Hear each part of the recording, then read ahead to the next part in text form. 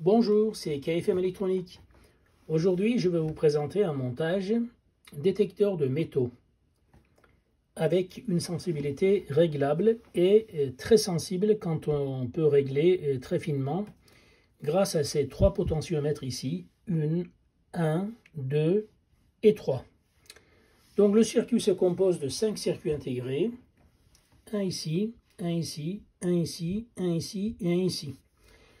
Donc il y a deux NE555, là et là.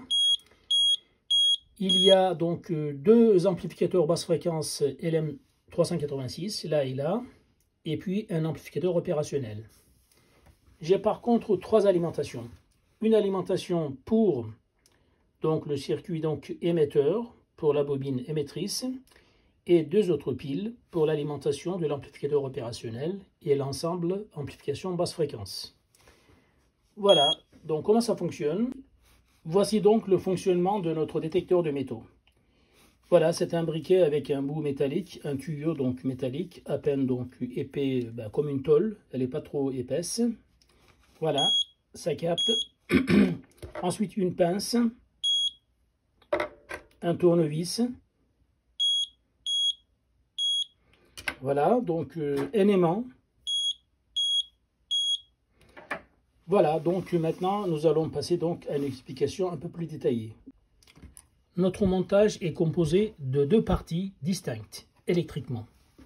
Une partie donc que j'ai appelée émettrice, avec sa bobine émettrice, et une partie réceptrice, la bobine réceptrice. Pourquoi j'ai dit émettrice et réceptrice? Parce qu'en fait, cette bobine émettrice reçoit un signal carré d'un NE555 qui génère des créneaux à 4,2 kHz. Lorsque ces créneaux donc, sont couplés avec cette bobine et ce condensateur, en fait, se transforment en tension sinusoïdale. Donc un champ magnétique sinusoïdal autour de cette bobine, comme ça, dans tous les sens. Et ce signal, on le reçoit donc par cette bobine réceptrice. Donc cette bobine est active, cette bobine est passive. Parce que cette bobine n'engendre pas de tension proprement dite, mais elle engendre effectivement une petite tension, très petite, suite au champ magnétique qu'elle reçoit par cette bobine. On a donc une inductance mutuelle qui se font, comme un transformateur. Un transformateur, ça fonctionne pareil.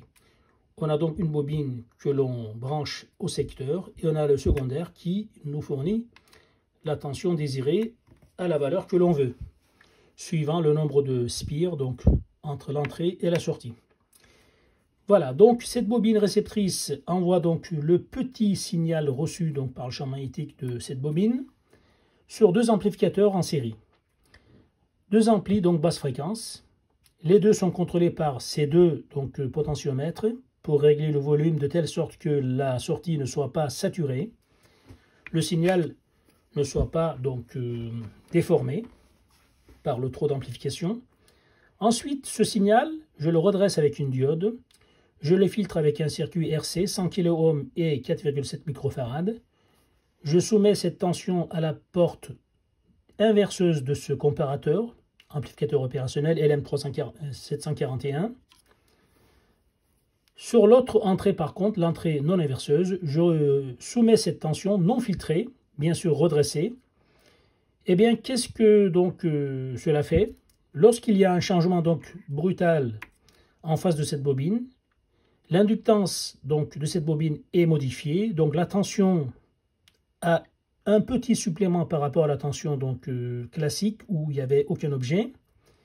Et bien en fait on capte cette micro-variation et la sortie donc de cet amplificateur opérationnel passe à l'état haut. Je vais expliquer ça sur le montage donc théorique, le schéma de principe beaucoup plus clairement. Ensuite, avec ce condensateur et cette résistance, donc j'envoie une brève impulsion à la base de ce transistor, qui lui, donc, son collecteur est relié à la gâchette, donc la patte 2 du NE555, ici montée en monostable. Et bien en fait, cette commande a pour effet de faire retentir ce buzzer pour un temps de 1 seconde à peu près, réglable bien sûr avec cette résistance de 100 kΩ et de cette capacité de 10 microfarad. Et cette donc DEL, diode électroluminescente, est branchée en parallèle pour m'indiquer qu'on a reçu un signal. On peut à volonté, bien sûr, supprimer soit la LED, soit le buzzer. Les deux, par contre, sont très convenables pour avoir une confirmation qu'on a bien reçu un objet métallique qui passe devant cette bobine réceptrice. Voilà, maintenant nous allons passer à l'étude théorique. Voici le schéma synoptique de notre détecteur de métaux. Une partie donc émetteur qui émet un signal sur une bobine émettrice. Ça fait donc un champ magnétique tout autour de cette bobine. La partie donc récepteur, la bobine réceptrice donc reçoit ce champ magnétique créé par la bobine émettrice. Et l'objet métallique, lorsqu'il arrive, en fait, il y a donc augmentation de l'inductance de la bobine réceptrice. Il y a donc une surtension aux bornes de cette bobine dès que l'objet métallique s'approche. Eh bien, en fait, il s'agit de détecter ce surplus de tension donc aux bornes de cette bobine. Et donc, on déduira donc qu'on est à l'approche d'un objet métallique. Et bien, en fait, donc maintenant, on va voir le schéma donc de principe de chaque partie. Voici donc la partie émettrice de notre montage détecteur de métaux. En fait, c'est un circuit NE555 qui nous génère des créneaux, c'est-à-dire des signaux rectangulaires ou carrés, comme vous voulez, à 4200 Hz.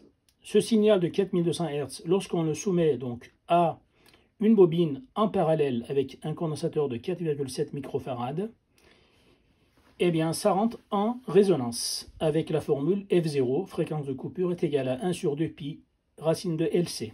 L, 300 microhenry, c'est-à-dire 300 fois 10 puissance moins 6 Henry, en parallèle avec un condensateur de 4,7 microfarad, c'est-à-dire 4,7 fois 10 puissance moins 6 farad.